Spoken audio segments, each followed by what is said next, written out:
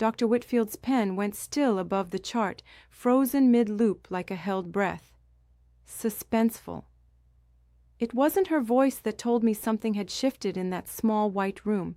It was the absence of motion, the sudden silence where ink should have kept moving. Eli's fingers closed around mine before either of us understood what we were bracing for. I felt the pressure travel through my knuckles, sharp enough that I nearly pulled away. 12 years of marriage had taught me to read his hands before I ever read his face, and his hands that morning were already telling me a story his mouth hadn't started yet. Sighs.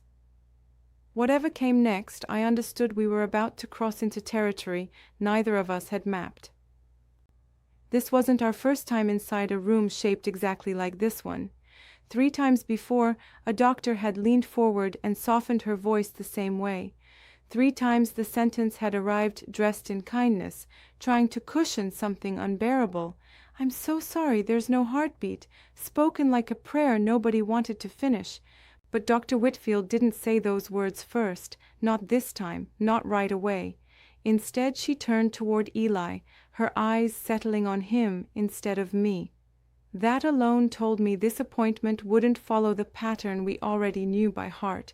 Something about the direction of her gaze made the whole room feel unnaturally cold. "Has anyone in your family ever mentioned a history like this?" she asked him directly. The question landed strangely, aimed at Eli rather than at my body, my history. I watched his face do something I had never once witnessed in 12 years together. It didn't crumble the way grief usually crumbled him. It simply closed, like a latch.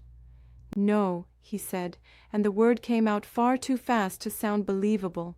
Dr. Whitfield nodded slowly, the kind of nod people give when they doubt an answer. She didn't push it further, not yet, but she ordered testing for us both. Genetic panels, clotting studies, a full workup neither of us had ever been offered. Near the door, a nurse pretended to study her clipboard instead of watching us. I noticed her doing it, the careful way she avoided catching either of our eyes. Above us, the fluorescent light hummed faintly, a sound I only notice when everything else goes still. My mind kept drifting sideways, the way it does when it wants to protect me. And in that drifting, I realized something that unsettled me more than any diagnosis. I had never once seen Eli look frightened, not truly, not in 12 years, but sitting in that plastic chair, boots planted flat like he braced for a blow, he did. To understand why that frightened me, you need to know where we both came from. I grew up on gravel roads outside Gordonville, in Lancaster County's old Order Amish community. Nights there were quiet enough that a horse's hooves on packed dirt carried for miles. Eli grew up 2 farms over, in a household that kept its doors closed tighter than most. Even by our community's standards, his family held things back, folded inward, private to a fault. We married young, the way most couples around us married, without much hesitation or ceremony, and we left together in our early 20s, not out of anger, but shared restlessness. We wanted something different, though neither of us could yet name what that something looked like. What we carried out with us was the habit of never speaking pain aloud. Leaving wasn't the dramatic rupture outsiders often imagine when they hear the word Amish. Nobody shunned us, no doors slammed, no community turned its back the way people assume. My parents wrote for years afterward, careful sentences in slanted handwriting, always hoping for our return. Eli's mother wrote too, though her letters felt different, guarded, holding something deliberately back. I told myself she was simply private, a woman who measured words like she measured flour. Never a pinch more than the recipe required, never a sentence longer than necessary. I didn't understand then that her restraint was covering something kept from daylight. Looking back, her careful letters were the opening pages of a story she couldn't finish. Eli proposed outside a roadside diner off Route 30, 2 towns past where we'd grown up. We sat on the tailgate of a borrowed truck, eating pie because we didn't know how else to celebrate. He told me he wanted 4 children, maybe 5, enough to fill a house with noise. Noise neither of our childhood homes had allowed, weighed down as they were by quiet grief. I laughed and told him he'd better start planning a much bigger house then. I had no idea, sitting there licking pie from my fork, what history he was running from. The very silence he wanted to outrun was the same silence that would nearly break us. That tailgate conversation feels now like the last easy moment before the weight started arriving. Our first loss came at 11 weeks, a number I'd counted since the test turned positive. You count days like that the way you count blessings you're terrified of losing. Eli held me and said the things people say, that it simply wasn't meant to be. The second loss came at 9 weeks, and something in him shifted afterward, turned heavier. He stopped crying with me and started carrying something silent instead, something he wouldn't set down. Weeks later, I found him alone at our kitchen table near 2 in the morning. An old yellowed envelope sat in front of him, addressed in handwriting I didn't recognize. He folded it fast and hid it inside his coat, hands shaking like he'd been caught holding a weapon. He called it nothing, just an old letter from his mother about a cousin's wedding. But Eli had never once lost sleep over a wedding invitation in 12 years of marriage. I remembered then his aunt at a family gathering, remarking that their family was unlucky with babies. His mother had shot her a look so sharp the woman never mentioned it again. I remembered a wedding too, an elderly relative murmuring something in Pennsylvania Dutch near Eli's ear. His face had gone pale, and I never once asked him to translate what she'd said.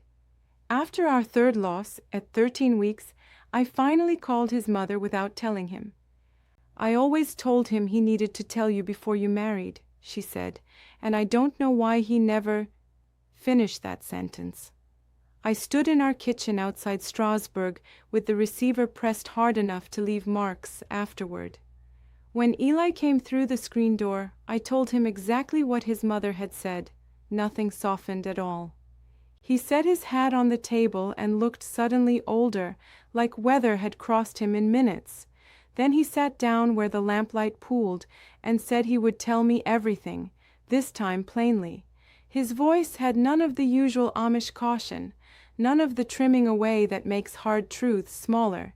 He said his family carried losses through 3 generations, spoken around only in hints, lowered eyes, and pauses. Some histories do not disappear when unnamed. They simply learn to live inside the walls and wait. His mother, he said, had lost 4 pregnancies before he was born, and 2 of his aunts lost more.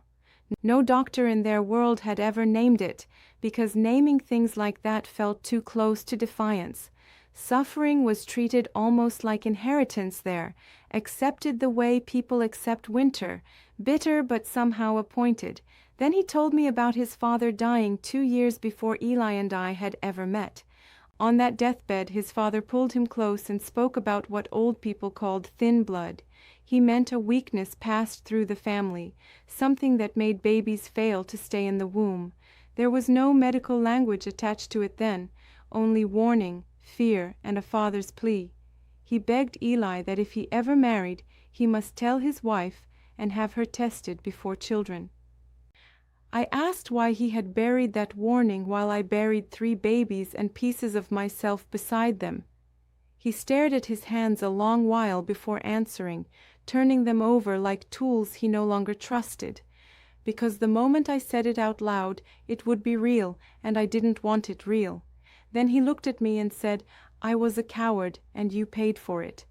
I had never heard him speak about himself with that kind of nakedness, and it frightened me differently. Anger rose so fast inside me it felt almost clean, sharper than grief, and easier to stand inside. I told him he had watched me blame my own body while carrying another explanation in silence. Love does not disappear in a moment like that, but it does change shape and demand truth. The testing came back within weeks, and modern medicine finally supplied the words his family had never possessed before. It was a hereditary clotting disorder, more common in closed genetic communities like the one that raised us. Dr. Whitfield explained how it could disrupt implantation and cut short a pregnancy after the first trimester. Hearing an official diagnosis did not comfort me immediately. It made generations of confusion suddenly feel preventable and cruel.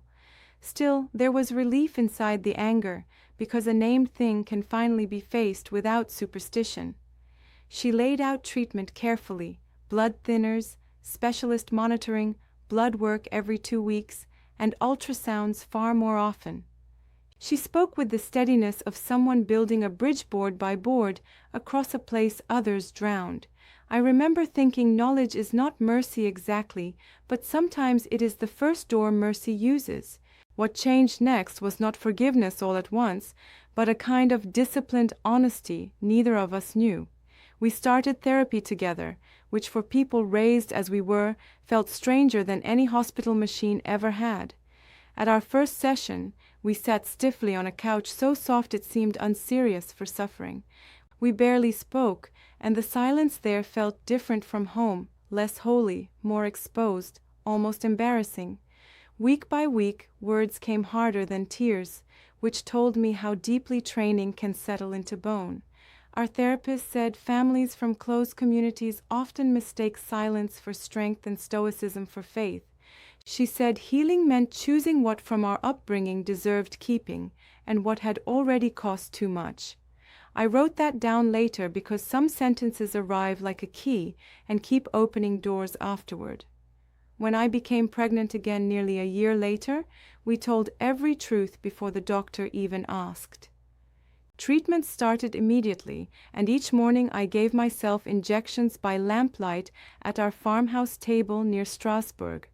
Without electricity, the kitchen held shadows differently, and the small glass syringe shone like a narrow piece of winter. Blood work came every 2 weeks, and we drove to Penn Medicine Lancaster General so often the route memorized itself. There were ultrasounds enough to make me afraid of hope and dependent on it at once. Eli came to every appointment, speaking plainly now, never letting me carry the questions by myself again. The thinners bruised my skin in constellations, and I learned to see them as evidence of devotion. Sometimes the body accepts help only after the heart finally stops fighting what it already knows. The hardest milestone was 13 weeks, the exact border where our third baby had slipped beyond our reach. I barely breathed in that waiting room, and Eli held my hand with the desperation of a drowning man. When the technician found a strong heartbeat, neither of us spoke at first because language would have broken us. He rested his forehead against mine and kept breathing, long and uneven, like someone released from underground. Fear did not disappear after that appointment. Anyone promising that has never carried loss in her muscles. But fear no longer stood between us, wearing secrecy as its Sunday clothes and calling itself protection.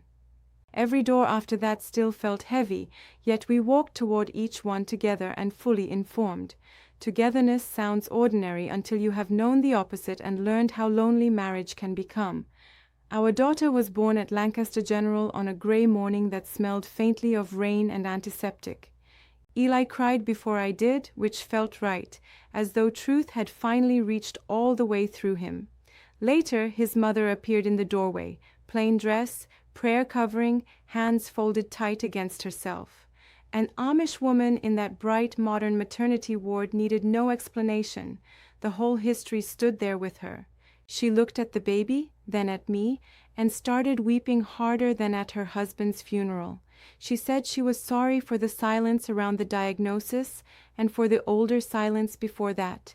In her voice I heard women I had never met, all those losses packed away without names or treatment.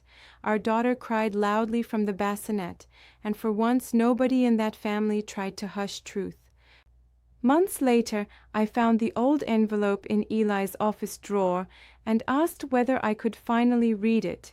He handed it over immediately, and that simple yes told me almost as much as the letter itself.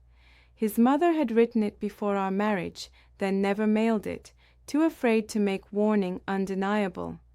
After her husband's funeral, Eli found it among his father's things and kept it hidden all those years.